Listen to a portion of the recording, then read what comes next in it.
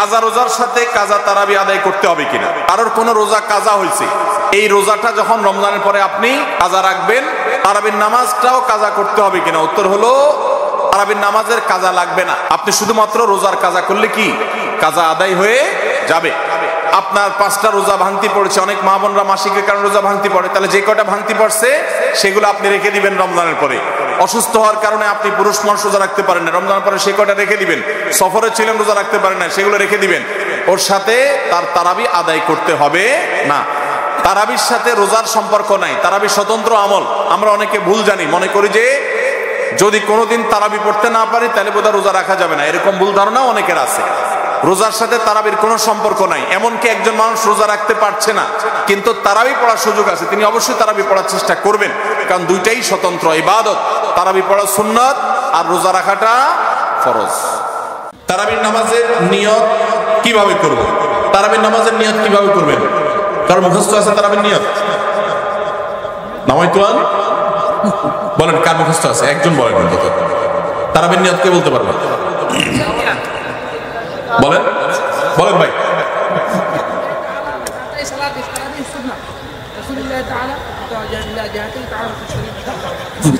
মাশাআল্লাহ মাশাআল্লাহ, এবারে পুরস্কার দেওয়া উচিত। বসেন, আপনি কষ্ট করে মুখস্থ করছেন।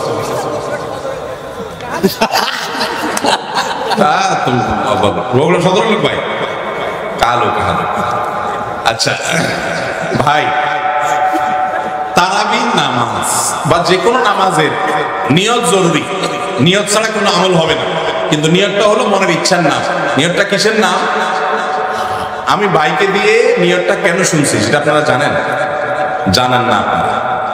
পিল খেয়ে মাসিক বন্ধ রেখে রমজানের রোজা রাখা যাবে কিনা?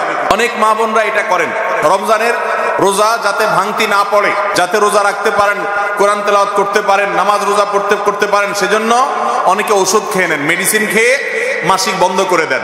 তাদের এই কাজটা জায়েজ হবে কিনা? এটার উত্তর হলো, এই মেডিসিন গ্রহণ করার ফলে যদি আপনার শরীরে উল্লেখযোগ্য কোনো প্রকার সাইড এফেক্ট না পড়ে, ক্ষতিকর কোনো কিছু না হয়, তাহলে সেক্ষেত্রে আপনার জন্য এটা জায়েজ হবে। কিন্তু যদি আপনার শরীরে কোনো ক্ষতি হবে এরকম মনে হয় ওষুধটা সেবন করার মাধ্যমে, তাহলে নিজের ক্ষতি নিজে করবেন, এরকম কাজ করা জায়েজ নেই। আল্লাহ বলেছে, তোমরা নিজেদেরকে ধ্বংসের দিকে ঠেলে দিও না।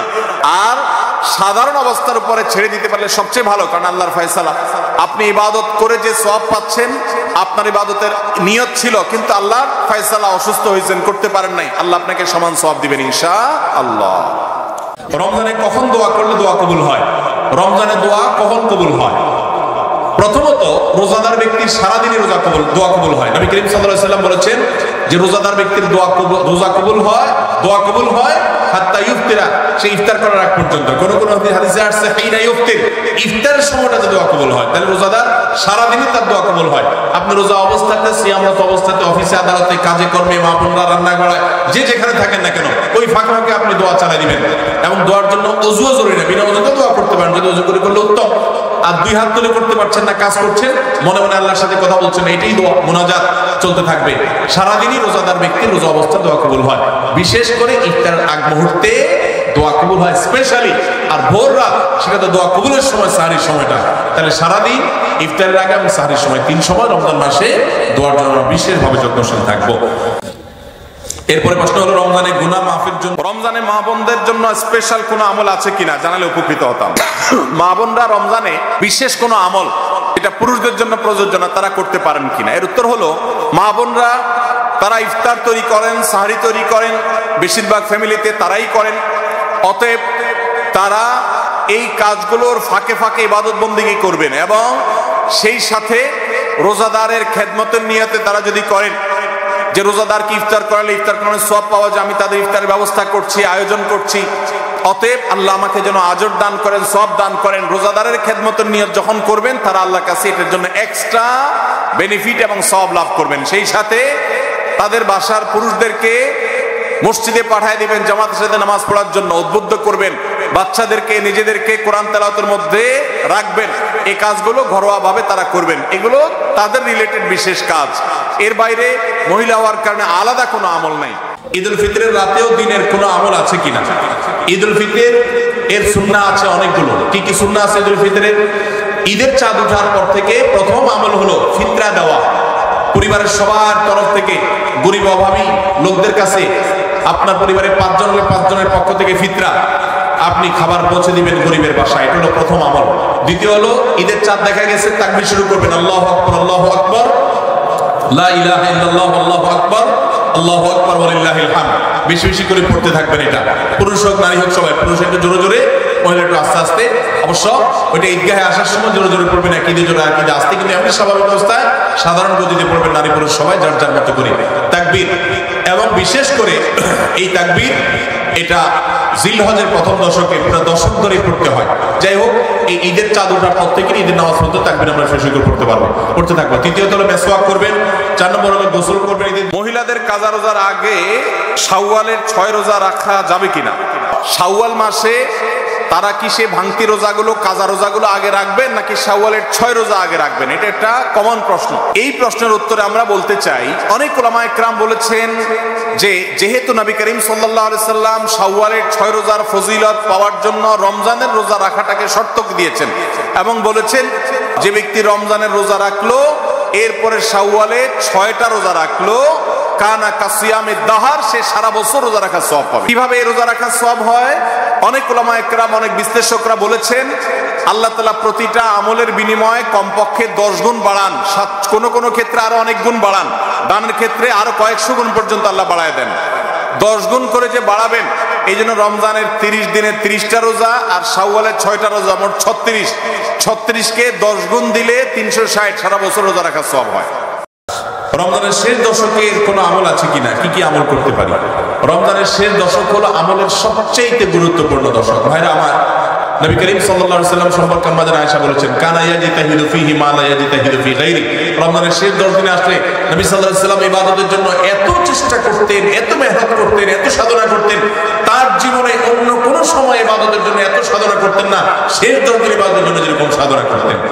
এবং আমাদের আয়েশা বলেন, হাদিসে আরো বলেছেন তিনি, নবী করিম সাল্লাল্লাহু আলাইহি সাল্লাম কানা ইদা দাখালাল আশা, রমজানের শেষ 10 দিন যখন শুরু হতো, আহিয়া লাইলা, সারা রাত আর ঘুমাতেন না, শেষ দশক কখনো ঘুমাতেন না।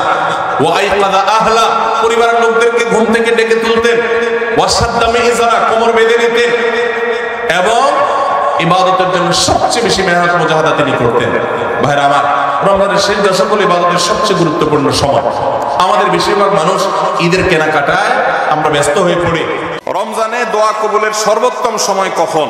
ভাইরা আমার, সারা বছর অন্য সময় যেরকম দোয়া কবুল হয়, রমাদানে দোয়া কবুল আরো বেশি হয়।